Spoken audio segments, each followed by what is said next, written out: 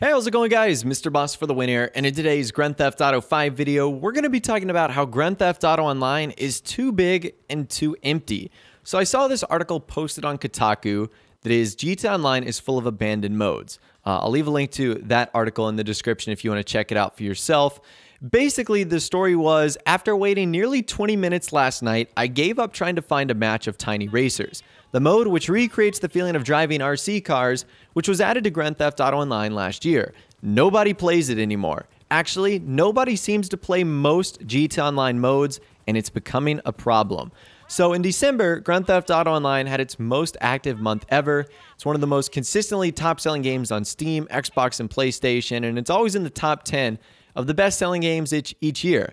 The community is huge, yet players looking to play a wide variety of modes will have trouble finding anyone to play with or against. The problem, ironically enough, is that there is an overabundance of content. Grand Theft Auto Online has a huge variety of things to do, including missions, races, heists, and deathmatch. And when the first game launched, this variety was great, but the game has only gotten bigger. And now 4 years out and dozens of new updates, Grand Theft Auto Online feels too big and empty, and the player base has spread out across too many jobs and events, making it hard to play anything but the latest new thing. So the individual who wrote this article actually found out how many game modes are inside Grand Theft Auto Online. And here's the total. There's 109 contact missions, which is a ton.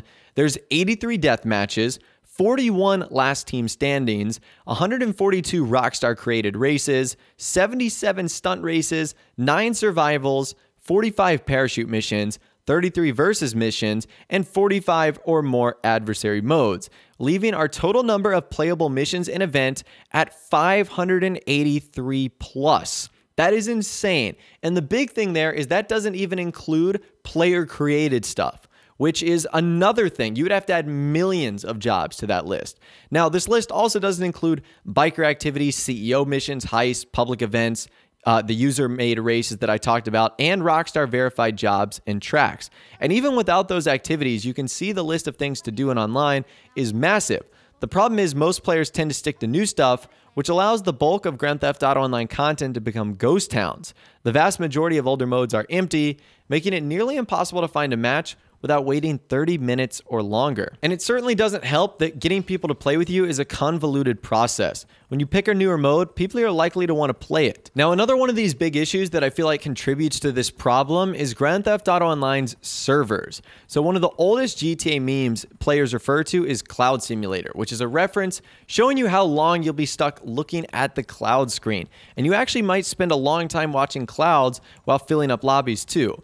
This is a gripe players are always talking about on sites like YouTube, like myself, Reddit, GTA forums, a whole bunch of other places, and I get it. Grand Theft Auto Online is a hugely complex game.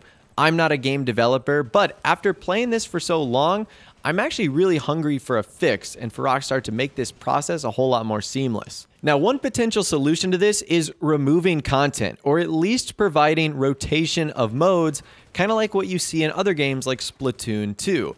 The game needs something that would help funnel players into specific modes. Popular modes like heist and popular stunt races should be permanent, but everything else need to be tweaked somehow. Another issue with this is that many of the modes in Grand Theft Auto Online don't pay out very well aside from double cash events. And considering how important money is in online, it makes sense that a lot of players favor modes that pay out a large sum at a more frequent rate. Increasing the payout across modes seems like a sensible solution and a step that might encourage players to try out more stuff. So I think all of those suggestions would be awesome. Number one, improving the matchmaking in online, making it not such like a tedious process to get into lobbies with other players. That is, to me, just a huge issue. The cloud servers and stuff like that, they need to be fixed. It's 2018. There has to be some sort of update. Number two, I like the idea of putting modes into a rotation. So by doing this, you would also make those modes more rare, meaning that because you wouldn't be able to play them every day, when they did come around, people would be more excited and interested to play them. And then number three, obviously making the payouts better. This isn't obvious, and I don't know why Rockstar is so stringent and stingy with the cash payouts on modes like this. If they were just to make them a lot better, more people would play them and they would have a ton of fun with them. And the fourth solution that I would add is maybe to Rockstar, don't do as many adversary modes. So we know Rockstar love adversary modes, but let's be honest, it really is a roll of the dice on if they're going to be good or not. In my opinion, they're either amazing or they're horrible. There's never been an adversary mode where I just said, oh, this is okay. I either really enjoy them or I really dislike them. And the problem is it can be months between getting a good one or a bad one. So I think Rockstar need to focus on making more, I guess, good adversary modes that the players would enjoy, and then doing all the other things we mentioned, better payouts, rotating them, making it easier to connect to other players, etc. So I'd love to hear from you guys in the comment section down below. Do you think Grand Theft Auto Online is too big and too empty as far as what players can do with interacting with other people, especially when it comes to non-new content? So like I said, I'd love to hear from you guys in the comment section down below. Let me know what you're thinking on this subject and more. If you did go on to enjoy this video though, a like rating would of course be awesome. And also subscribe to my YouTube channel if you are new. You like daily GTA 5 videos like this. Without the way, guys, like I said, thanks so much for watching. Take care, and I'll see you guys in the next video.